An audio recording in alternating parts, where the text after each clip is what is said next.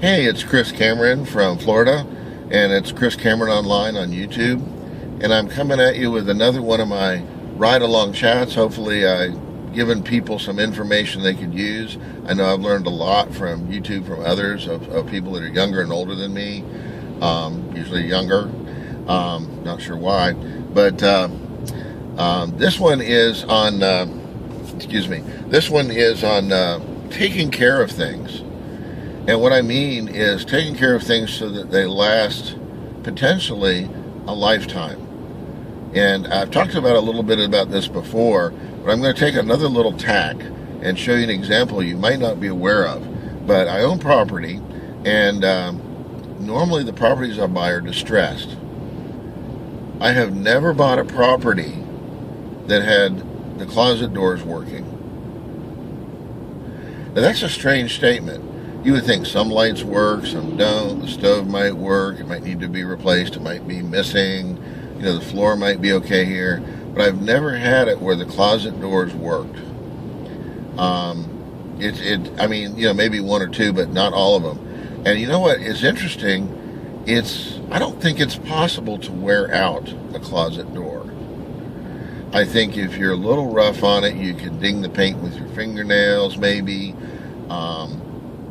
But it appears to me either they were trying to walk into the closet without opening the door, or reach for things without opening the door, or if the door was open, simply kicking it out of their way or tackling it.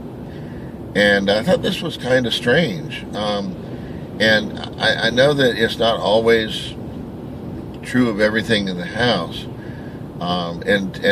People that rent are not the same as people that own, in that it is not their own property. It's not that if it was their property, they might treat it better. I'm getting back to taking care of things. If you have a closet door, like I know the house I grew up in, we never broke a closet door.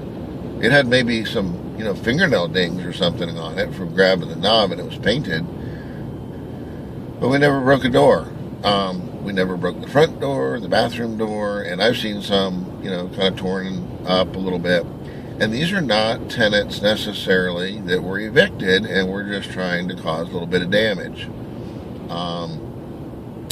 These were people that lived that way. They lived in the house that way. So it comes from a different mindset, I guess. I never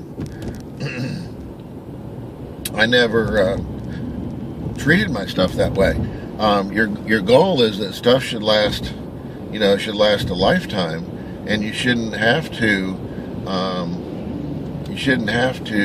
treat things that way, because what'll happen is you're replacing it and replacing it and replacing it, and that's money that could be used, and time and effort that could go towards something else. So there's no need to do that. It's carelessness. It's showing that you don't carry your belongings. If you're a person that likes to take things from the Bible, they have, very good stories, whether you care about the Bible or not. One about the servants and the tenants, which was a form of money. And the master entrusted the servants each with some tenants. And he asked them to go forth and multiply it. And one servant buried the tenants. And if I'm mispronouncing it, I apologize if you're into that. I'm not trying to offend anybody. That's not the point. The point is the story, not the pronunciation. So I'm sorry about that, but I think it's pronounced correctly. And excuse me. And so the one slave, he buried his tenants because he thought, they'll be safe. The second servant or slave, they use those terms interchangeably then. It's nothing in support of slavery or some weird thing. How people get weird online. The second one, he spent it, and it was gone. And then the third one, he invested it and multiplied it many times. And so the moral of the story is when they were all done and God came back to them and said, okay, so how's it going? Where's my money? And the Just park real quick here. I'm at my place, but I'll finish up. The moral of when God gave the reckoning, he said, okay, where's my money, basically? And the first one said, well, I buried it, and he got it back, and God, said, okay. And then the second one said, well, I squandered it. God said, okay. And the third one said, I multiplied it. So, God said to him, your foolish servants 1 and 2, and he took whatever tenants from those servants and gave them to the third one. And the moral of the story is that we're given things in life, and we start from different places. But you can always improve yourself. You can always expand. And some people, like I mentioned in another video, tend to act, when they're 30 or 40, like they're 14 or 16, kind of foolish and make really poor choices. And they just continue to live their life, and they think life's really hard because, of course, it blows up in their face day after day, week after week. And the thing about the tenants is, just burying it and hanging on to it is not really what he wants. He wants you to appreciate, enjoy life, multiply, not have a lot of kids. I think that part's over, but, it's a religious thing. It's up to you. But, we pretty much populated the earth. But he wants you to take the money and do something with it. Use it for good. Multiply it. Spread it around.